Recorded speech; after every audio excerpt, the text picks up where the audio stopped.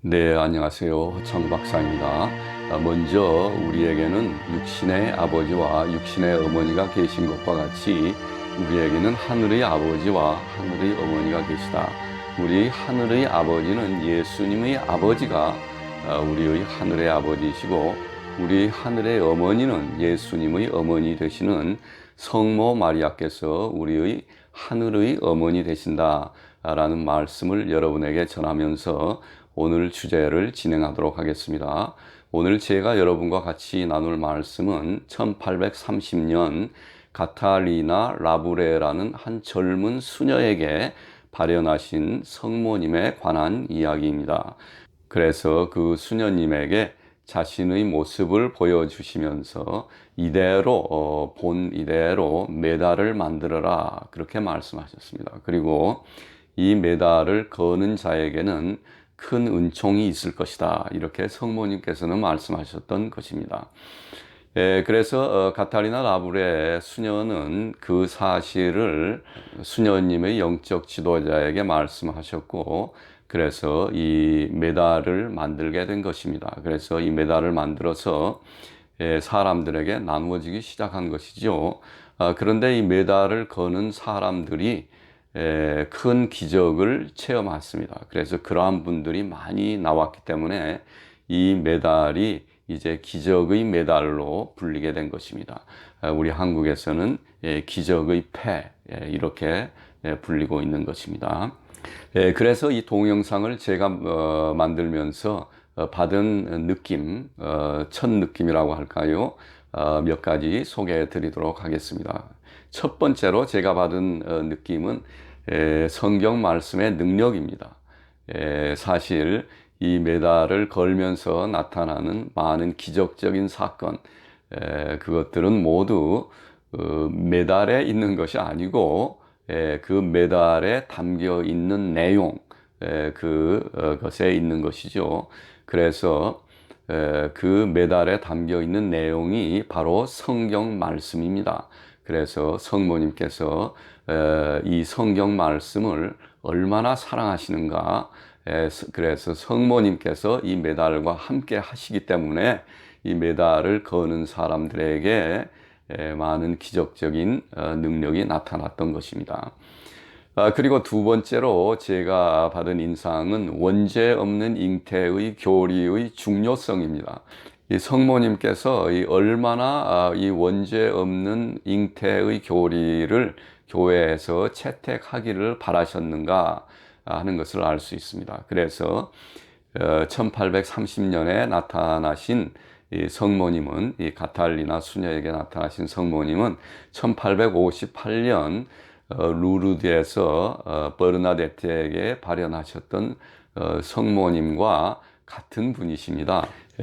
전반부가 원죄 없는 잉태의 교리를 교회가 채택하도록 격려하는 그 전반부가 1830년 가타리나에게 발현하신 성모님의 사건이라면, 후반부는 1858년 베르나데트에게 발현하신 성모님의 사건입니다. 그래서 이 두 발현 사건은 전반부와 후반부, 이렇게 아주 밀접한 관계가 있는 것입니다.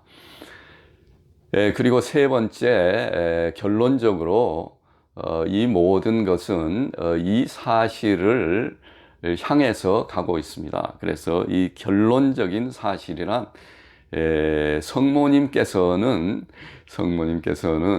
예수님의 인류 구원 사역에 대한 동반자이십니다. 성모님께서는 예수님께서 인류 구원 사역을 펼침에 있어서 아주 큰 역할을 하신, 중요한 역할을 하신 동반자이라는 것이죠.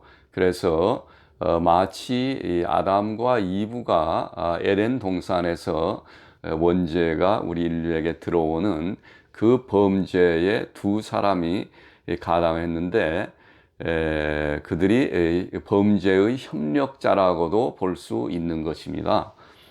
하지만은 이제 성모님과 예수님은 협조자로서 인류 구원 사역을 펼치는 데 있어서 같이 참여하셨다. 공동 협력자라는 사실입니다. 결국은 이 사실을 향해서 이 모든 가르침, 성모님에 관한 가르침과 이러한 모든 사건들이 진행되고 있는 것입니다. 그래서 동영상을 같이 보면서 하나하나 알아가도록 하겠습니다. 카탈리나 라브레는 1806년 5월 2일 프랑스 브루고뉴의 초원과 포도원이 있는 마을에서 아버지 피에르 라브레와 어머니 메들린 라브레 사이에서 11명 중 9번째 자녀로 태어났습니다. 그녀의 아버지는 교육받은 사람이었고 팽레무티에르라는 마을에 사는 훌륭한 농부였습니다. 우연의 일치인지는 알 수 없으나 카탈리나는 교회의 안젤루스 저녁종이 울리면서 태어났다고 합니다. 참고로 안젤루스란 그리스도의 강생을 묵상하기 위해서 실천하는 기도입니다. 하루에 3번 오전 6시 정오, 오후 6시에 종소리가 울릴 때 대천사 가브리엘이 성모 마리아에게 아기 예수의 탄생을 알린 것을 기념하는 기도입니다. 카탈리나의 가정은 항상 화목하였습니다. 하지만 그녀가 9살 때 그녀에게는 큰 삶의 변화가 일어납니다. 어머니가 42세의 젊은 나이로 돌아가신 것입니다. 어머니를 잃은 슬픔에 빠진 어린 카탈리나는 장례식이 끝난 후 집으로 돌아와 벽의 높은 곳에 모셔둔 성모님의 동상을 만지기 원했습니다. 하지만 키가 작아 손이 닿지 않았습니다. 그러자 꼬마 아이인 그녀는 의자를 놓고 그 위에 올라가서 성모님의 동상을 품에 안고 키스하면서 이제 성모님이 저희 어머니입니다 라고 말했다고 합니다. 카탈리나는 12살 때부터 매일 아침 4시에 일어나 몇 킬로미터를 걸어 교회에 갔다고 합니다. 그녀는 어렸을 때부터 이렇게 교회에 헌신한 것입니다. 그리고 그녀가 18살이던 1824년 어느 날 밤 카탈리나는 특별한 꿈을 꾸었습니다. 꿈속에서 그녀는 마을 성당에서 전에는 본 적이 없는 나이든 존경스러운 신부의 미사를 도와드리고 있었습니다.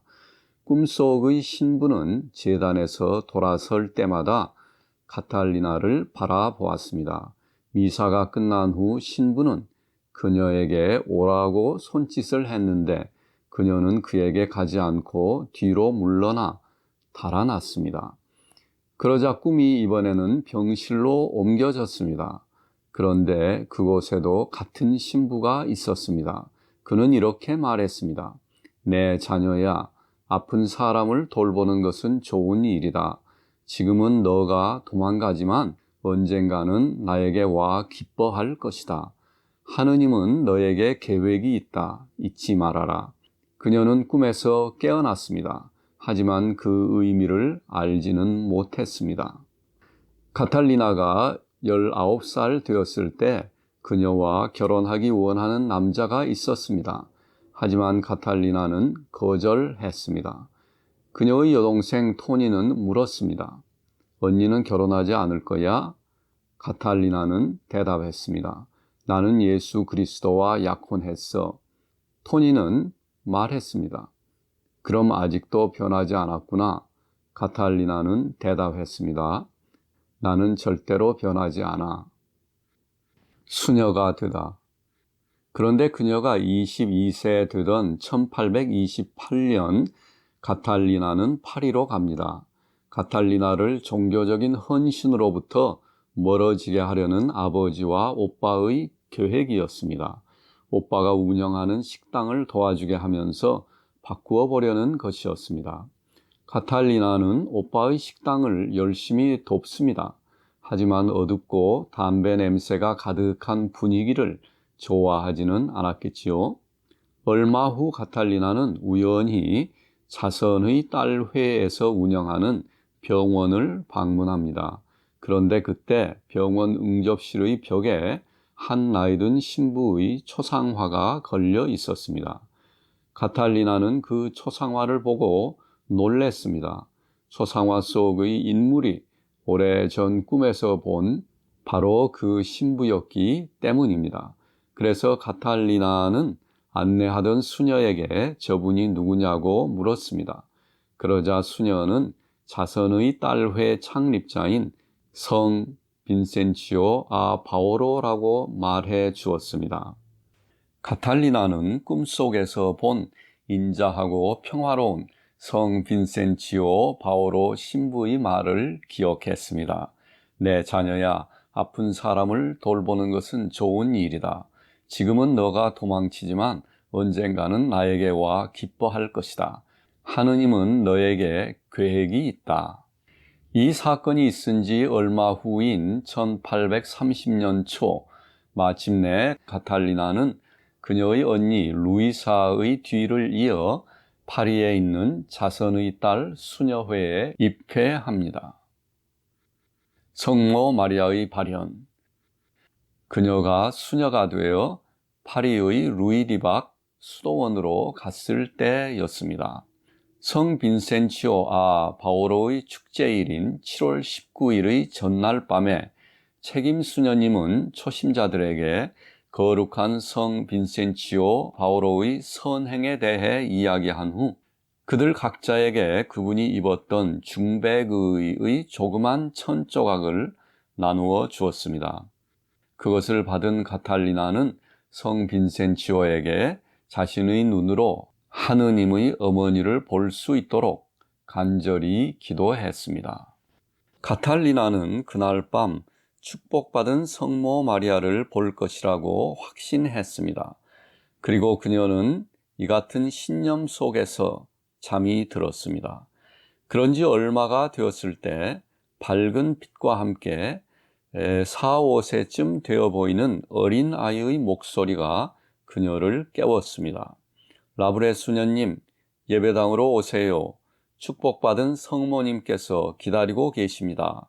가탈리나는 우리는 발견될 것이다 라고 말했습니다.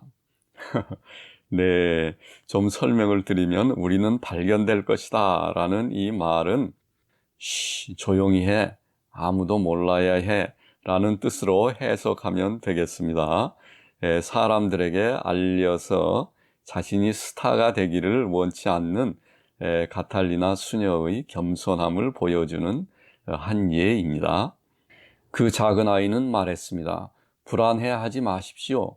11시 반입니다. 모두 자고 있습니다. 저를 따라오세요. 그녀는 빨리 일어나 옷을 입었습니다. 홀에는 조명 촛불이 불타고 있었습니다.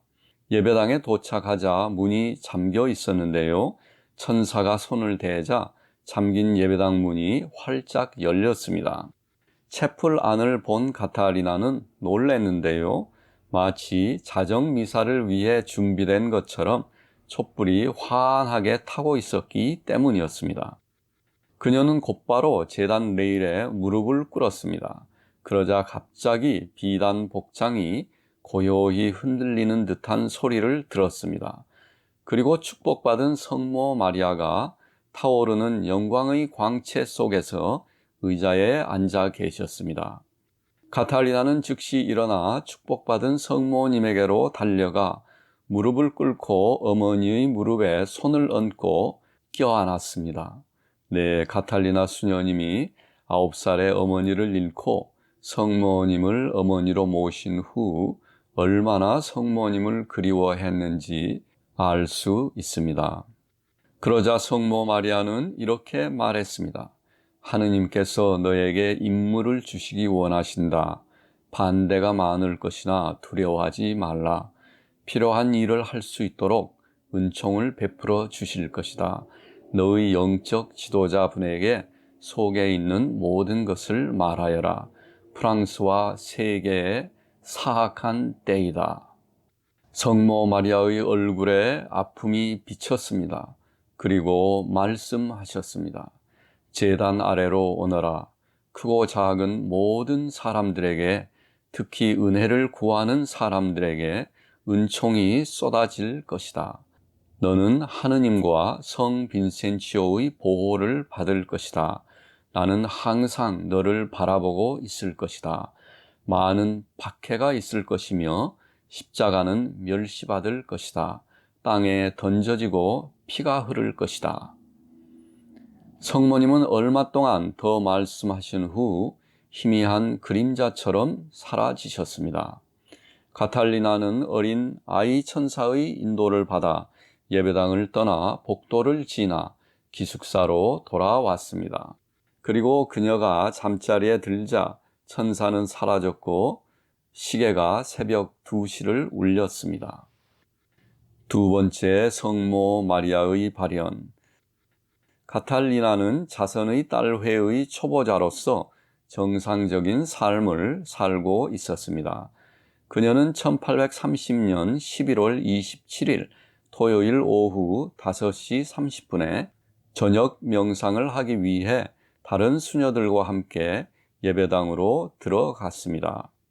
가탈리나는 희미하게 비단 옷이 나부끼는 소리를 들었고 성모님이 오시는 신호로 인식했습니다. 그녀가 제단으로 눈을 들어보니 아름다운 성모 마리아께서 큰 지구의 절반인 것처럼 보이는 것 위에 서 있었습니다. 그리고 성모님은 마치 하늘에 받치는 것처럼 황금 지구를 손에 들고 있었습니다. 지구를 들고 있는 성모님의 손가락 반지에서는 많은 빛의 광선이 흘러나오고 있었습니다. 성모님께서는 그 광선은 은혜를 구하는 사람들을 위하여 그녀에게 주어진 은총을 상징한다고 설명했습니다. 그러나 반지의 보석 중 일부는 어두웠는데 성모님은 빛의 광선과 은총은 있지만 아무도 요청하지 않았기 때문에 그렇다고 설명했습니다. 메달의 디자인. 그리고 비전은 다른 장면으로 바뀌었습니다. 이제 성모님은 팔을 편 채로 지구 위에 서 계셨는데 눈부신 광선이 성모님의 손가락으로부터 흘러나오고 있었습니다. 그리고 성모님의 모습 주위에 둘러서 이와 같이 쓰여 있었습니다. 오 원죄 없이 잉태하신 마리아여, 당신을 의지하는 우리를 위해 기도해 주소서. 비전은 빙글 돌아서 메달의 뒷면 디자인을 보여주었습니다. 그런 다음 성모 마리아는 가탈리나에게 다음과 같이 말했습니다. 이 모델을 따라 메달을 찍어라. 이것을 착용하는 모든 사람은 큰 은총을 받을 것이다. 목에 걸치도록 해라.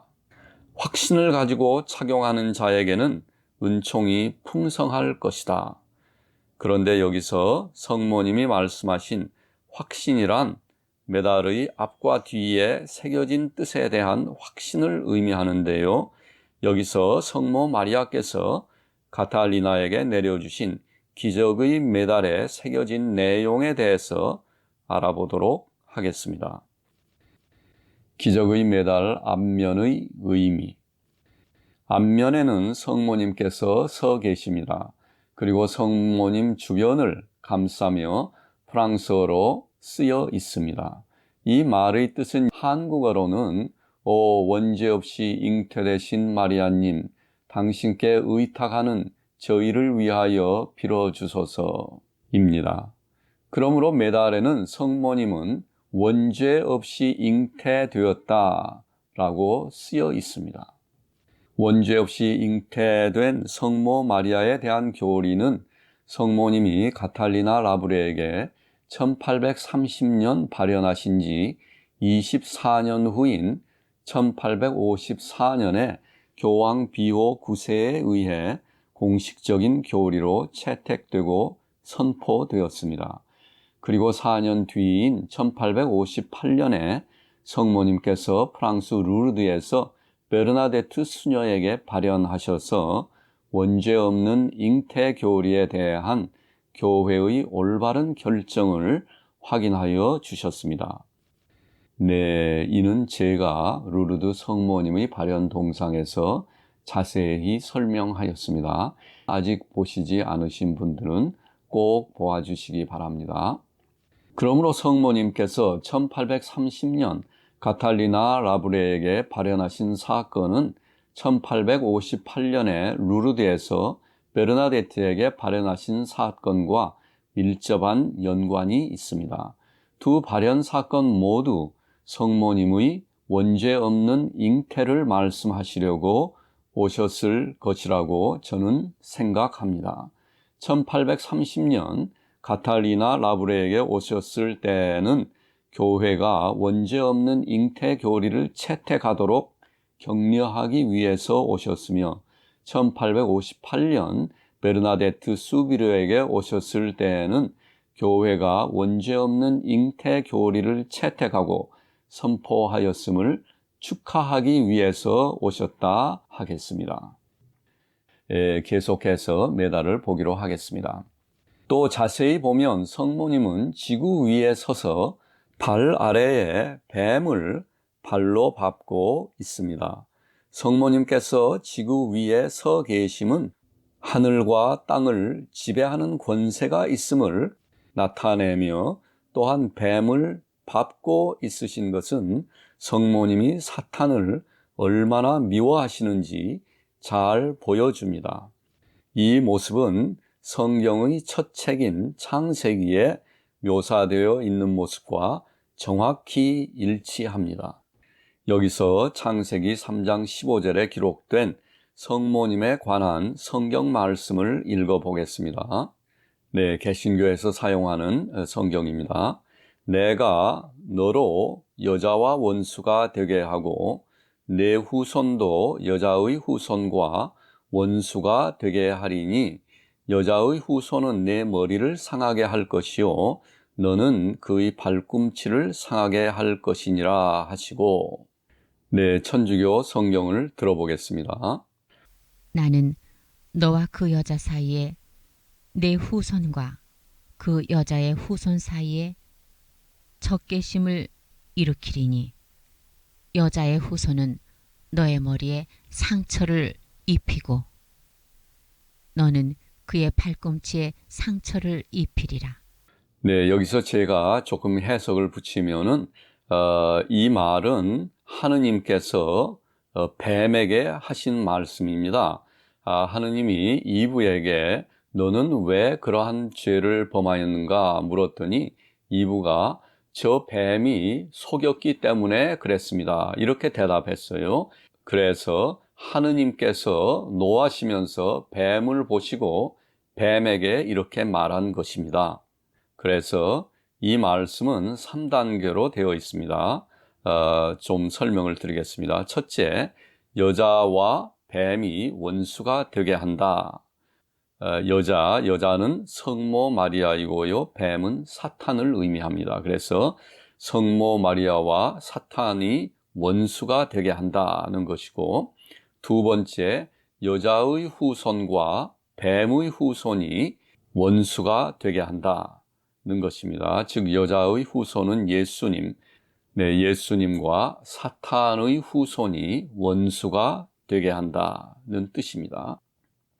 그리고 이 세 번째가 중요합니다. 세 번째는 여자의 후손은 뱀의 머리를 상하게 하고 뱀은 그의 발꿈치를 상하게 한다. 즉 이 말은 예수님과 사탄이 최후의 싸움을 벌린다는 뜻입니다. 그런데 이 최후의 대결에서 예수님께서 사탄의 머리를 상하게 한다. 이 영어에 보면은 크러쉬한다 이렇게 되어 있어요. 그 말은 이 절구에다 이렇게 찢는 그러한 때 쿵 하고 찢는 바로 그런 것입니다. 그래서 여자의 후손 예수님이 뱀의 머리를 짓이긴다. 그러한 뜻입니다. 네, 많은 크리스천들이 이 창세기의 3장 15절 말씀을 알고 있으면서도 정확히는 이해하지 못하고 있는 듯 합니다. 그래서 제가 이 기적의 메달을 보면서 이 기회에 확실하게 설명을 하도록 하겠습니다. 창세기 3장 15절 성경 말씀에서 뱀의 머리를 상하게 하는 분은 예수님이십니다. 예수님이 뱀의 머리를 상하게 하는 것입니다. 성모님께서는 뱀의 머리를 상하게 하지 않습니다. 그래서 그 내용이 아주 구체적으로 상세하게 기적의 메달 앞면에 새겨져 있습니다. 그래서 이 기적의 메달을 보면 창세기 3장 15절의 말씀을 분명하게 이해할 수 있는 것입니다. 메달에 새겨진 그림을 자세히 보면 놀라운 사실을 알 수 있습니다. 성모님이 뱀을 밟고 계십니다. 상당수의 사람들이 이렇게 생각할 수 있습니다. 성경에는 예수님이 뱀의 머리를 상하게 한다 라고 기록되어 있는데 어찌해서 성모님이 뱀을 밟고 있습니까? 이 그림은 성경 말씀과 다르네요. 이렇게 말할 수 있어요. 아니면 또 이렇게 말할 수 있습니다. 창세기 3장 15절 말씀은 성모님이 뱀의 머리를 상하게 한다는 뜻이구나. 이렇게 성경 말씀을 잘못 이해할 수도 있는 것이죠.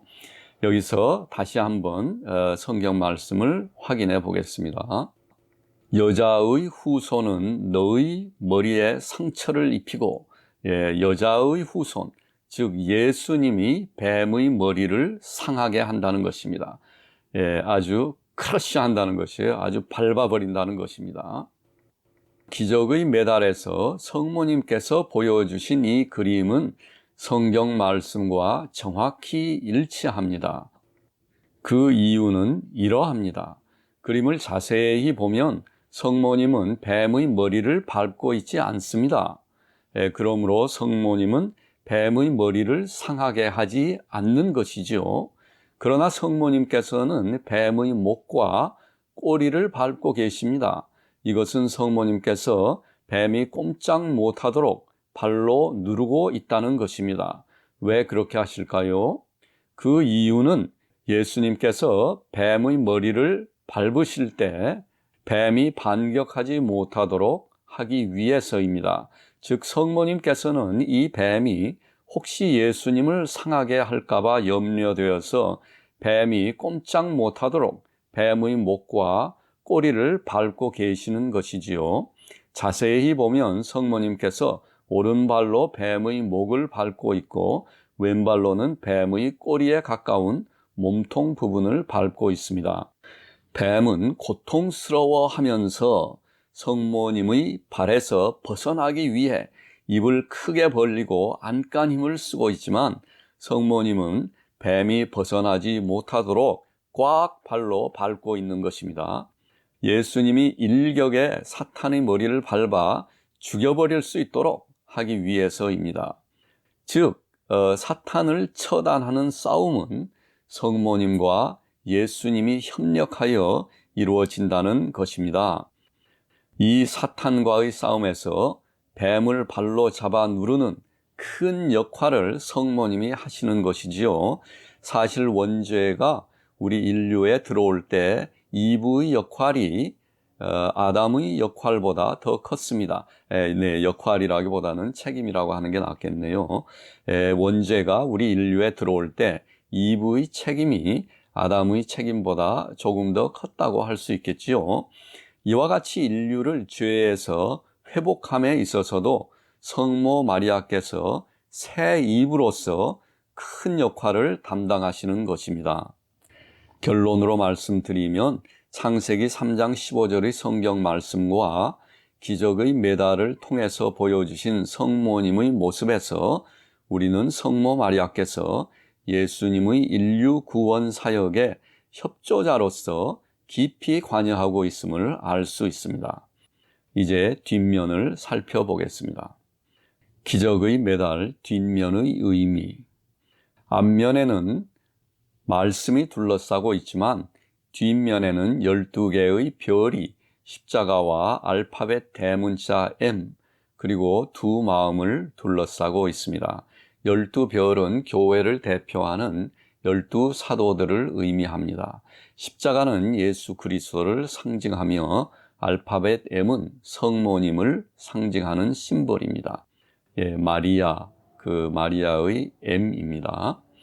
십자가와 대문자 M이 서로 엮여 있다는 것은 예수님과 성모 마리아가 서로 불가분의 관계임을 암시하고 있습니다. 즉, 이것은 예수님의 인류 구원 사역에 성모님이 협조자로서 깊이 관여하고 있음을 나타내는데요. 이것은 매달 앞면에서 예수님께서 사탄의 머리를 일시에 밟아 처단할 수 있도록 성모님께서 사탄이 꼼짝 못하도록 뱀의 목과 꼬리를 밟고 계시는 것과 일맥상통한 것입니다. 또한 그 아래에 있는 두 마음은 우리에 대한 예수님과 마리아의 사랑을 나타내십니다.